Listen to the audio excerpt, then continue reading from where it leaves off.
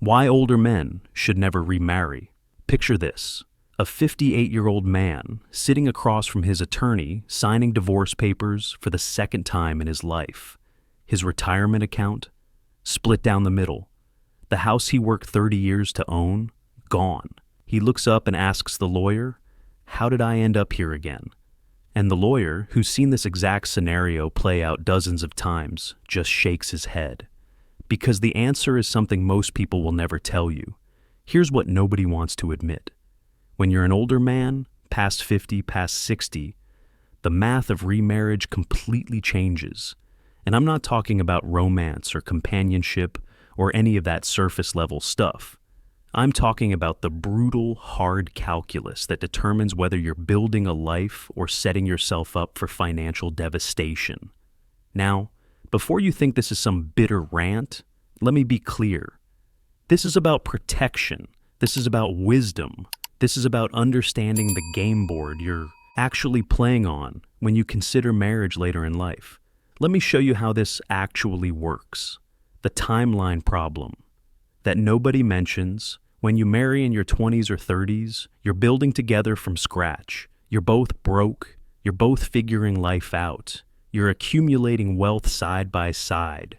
That's one equation. But when you remarry at 55 or 65, you're bringing 3 decades of accumulated wealth into a legal contract with someone who might have completely different financial realities. Think about this. You spent 35 years grinding, saving, investing, denying yourself luxuries so you could retire comfortably. She might have done the same. Or she might not have. Maybe she made different choices. Maybe circumstances were harder for her. It doesn't matter. What matters is that the moment you say "I do," in most states, you've just made half of everything you own potentially accessible in a divorce settlement. Here's where it gets interesting. The average length of second marriages, even shorter than first marriages. We're talking 7 to 8 years on average. So you're taking a lifetime of accumulation and you're risking it on a relationship that statistically has worse odds than your first one. Let that sink in. A man I know, let's call him Robert, retired at 62 with a solid nest egg. Met a woman at his church group, seemed wonderful, got married at 64. By 68, she wanted out. The marriage lasted 4 years. In those 4 years, Robert lost approximately 40% of his retirement savings in the divorce settlement. Not because she was evil, not because he was stupid, but because that's how the legal system works when you dissolve a marriage. The family dynamics nightmare. But here's what most people miss. The money is actually just the beginning. When you remarry later in life, you're not just marrying a person. You're inheriting an entire ecosystem of complications that younger couples never have to navigate. Your grown children from your first marriage, they're watching. They're watching someone new come into their father's life. And whether they say it or not, they're thinking about their inheritance. They're thinking about family dynamics. They're thinking about holidays and who gets included and whose mother's memory is being replaced. Now, bring her adult children into the equation. They're doing the same calculation from the other side. Is your money going to take care of their mom? What happens to their potential inheritance from her if she's spending money on this new blended life? Here's the thing. When these adult children were young, you could shape the family culture. You had authority. You had time. But when they're 30, 40, 50 years old, they're fully formed adults with their own opinions, their own biases, their own financial concerns. And you're asking them to suddenly blend into some new family structure that nobody really wants except you and your new spouse. I've watched families completely fracture over this. Adult children who stop speaking to their father because they feel betrayed by the remarriage. Step-siblings who can barely tolerate being in the same room during holidays. The psychological toll of navigating this drama in what's supposed to be your golden years. It's exhausting. So, what do? You think love conquers all? Maybe it does. But love doesn't conquer a state law. Love doesn't heal resentful adult children who feel their family legacy is being stolen. The healthcare catastrophe waiting to happen Now, let me show you something even darker that nobody talks about. Healthcare costs in your final decades. When you're 70, 75, 80 years old, someone is probably going to need serious medical care. Maybe it's you, maybe it's her. But here's the brutal reality. If you're married and one of you needs long-term care, nursing home costs, or extended medical treatment, the other spouse's assets can be drained to pay for it. Think about this scenario. You're 72. You've been remarried for 6 years. Your wife develops Alzheimer's. She needs full-time care. Nursing homes in most areas run between $6,000 and $10,000 per month. That's $72,000 to $120,000 per year. How long does your retirement last when that's coming out of your joint assets? Here's where it gets really messy. Because you're married, Medicaid looks at both of your assets before determining eligibility. So, your savings, your investments, your property, they all have to be spent down before government assistance kicks in. If you weren't married, her assets would be separate. Her family would deal with her care costs. But because you signed that marriage certificate, you've legally bound yourself to potential financial ruin through no fault of your own. And here's the part that really stings. If the situation is reversed and you're the one who needs care, guess who controls the decisions about your money, your treatment, your living situation? Your new spouse, not your children from your first marriage, not your lifelong friends. The person you've known for maybe 10 years total is now your legal next of kin. Let that sink in for a moment. The companionship myth we need to destroy. Now I know what you're thinking, but I don't want to be alone. I need companionship. I need intimacy. I need partnership. Fair, completely fair. Human beings are social creatures. Loneliness is real, and it's devastating to both mental and physical health. But here's what most people miss. You can have all of those things without signing a legal contract that puts everything you've built at risk. Think about this. What does marriage actually give you in your 60s or 70s that committed partnership doesn't? Tax benefits, maybe minor ones, but probably offset by other financial complications. Social approval from who? You're in your 60s. Do you really care what people think about your relationship status? The only thing marriage gives you that a committed relationship doesn't is legal entanglement. That's it. Everything else, the companionship, the intimacy, the partnership, the shared experiences, the emotional support, all of that exists completely independent of a marriage license.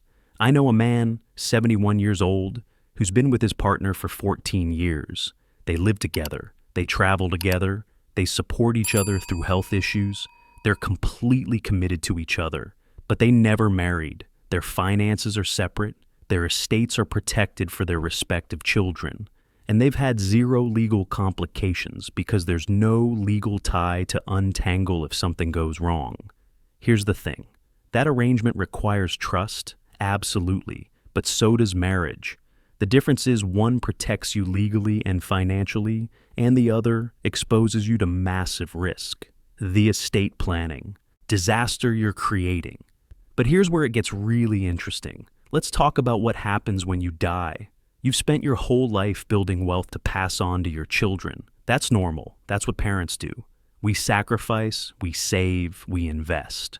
All with the thought that our kids and grandkids will have a better life because of our hard work.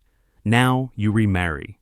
In most states, your new spouse automatically has legal rights to a significant portion of your estate, regardless of what your will says. Some states give spouses 1/3 automatically. Some give half. Some give even more, depending on circumstances. So, you think you're leaving your estate to your children, but legally your new spouse can challenge that and win. And even if she doesn't challenge it, even if she's completely honorable, she still has claims on joint assets, on the house you might own together, on life insurance policies where she's the beneficiary. Here's what actually happens. You die. Your kids expect to inherit what you promised them. Your new spouse legally takes a significant chunk. Your kids feel betrayed, even though you didn't intend it that way. They resent your widow. She resents them for resenting her. the whole family fractures. And your legacy isn't peace and provision, it's conflict and bitterness. Let me show you how this plays out. A friend of mine, his father remarried at 68 after his mother passed. The father died at 76. He'd been married to the new wife for 8 years. The estate was supposed to go primarily to the 3 adult children. The new wife, by law, claimed her marital share. After legal fees and settlement negotiations, each child received about 30% less than their father had verbally promised them. The relationship between the children and their stepmother, destroyed, completely destroyed. She didn't do anything wrong legally, but the damage was done. The freedom factor nobody calculates. Now think about this from a completely different angle. Freedom. When you're older and unattached, you have complete autonomy. You want to spend 3 months in another state visiting your kids and grandkids? You go. You want to downsize to a smaller place? You do it. You want to invest money in a business venture or hobby? Your call. You want to be spontaneous and flexible with your time and resources? Nothing's stopping you. The moment you remarry, every single one of those decisions becomes a negotiation. And here's the thing. It's not because your new spouse is controlling or difficult. It's because that's what partnership requires. Compromise, discussion, joint decision-making. But here's what most people miss. In your 60s and 70s, you've earned the right to be selfish with your time and choices. You've spent decades compromising, decades putting family first, decades building and sacrificing. This is supposed to be your time to live exactly how you want. Marriage at this stage doesn't enhance that. Freedom, it restricts it. And the men who remarry thinking they're going to maintain the same level of autonomy they had while single, they're in for a rude awakening. Here's the thing. Your new spouse has expectations. She wants time together. She wants to be included in decisions. She wants her preferences considered. And she should. That's what marriage is.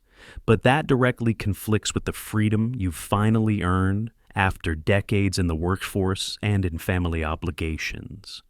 The biological reality we're ignoring. Let me show you something else that nobody wants to address. The biological realities of aging. When men remarry later in life, they're often marrying women who are several years younger, maybe 5 years, maybe 10, maybe more. This seems fine on the surface, but think about the math of aging. If you're 70 and she's 62, when you're 80 and potentially needing care, she's 72. Is she going to be your caregiver? Physically, is she capable of helping you if you decline? Emotionally, is it fair to ask her to spend her 70s taking care of you instead of enjoying her own life? And here's the darker possibility. What if you marry someone significantly younger and you die first, which is likely? You've just spent the last chapter of your life building a life with someone who's now going to outlive you by potentially decades. Your estate. She's the primary beneficiary because she's your spouse. Your children?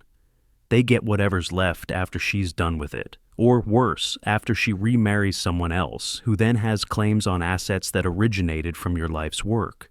Think about this. You work for 40 years. You die at 78. Your wife is 69. She lives to 85. That's 16 years where she controls assets that you accumulated.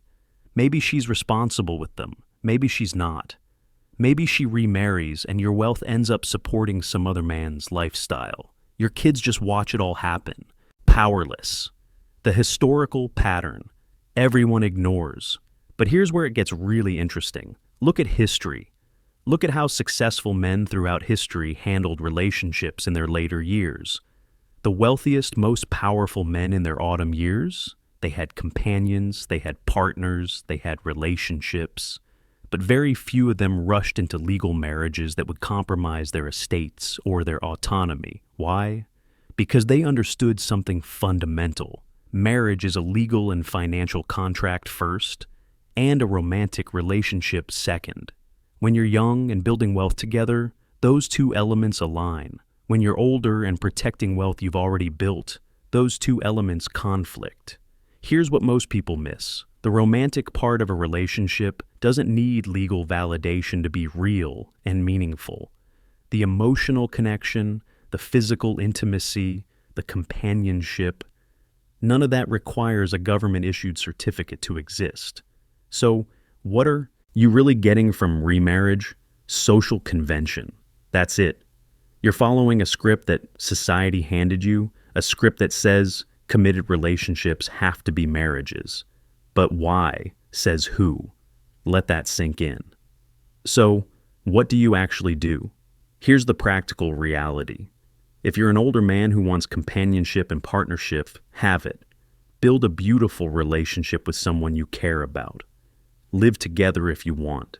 Travel together. Support each other. Be emotionally and physically intimate.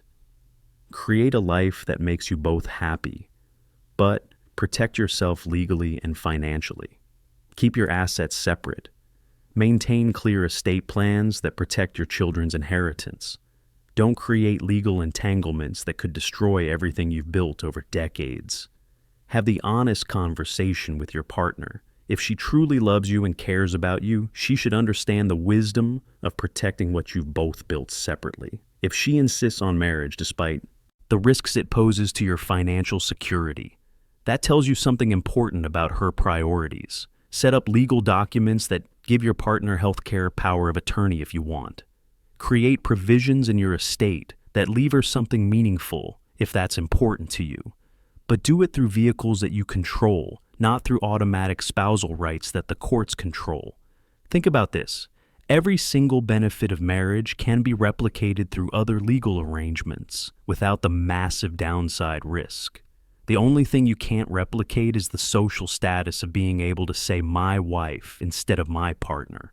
And if that's what you're risking your financial security for, a label, that's a bad trade.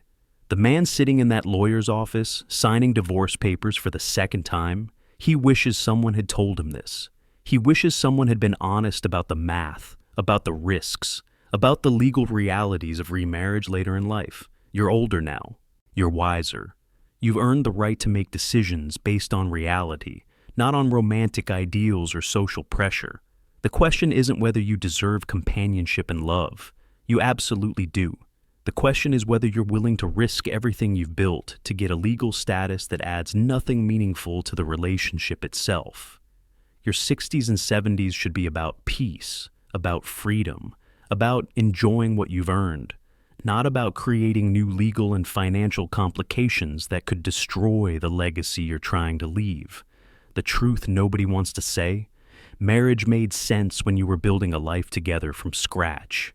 At this stage, when you're protecting what you've already built, the math just doesn't work in your favor. Make the choice that protects you and honors what you've created. Your future self will thank you for it.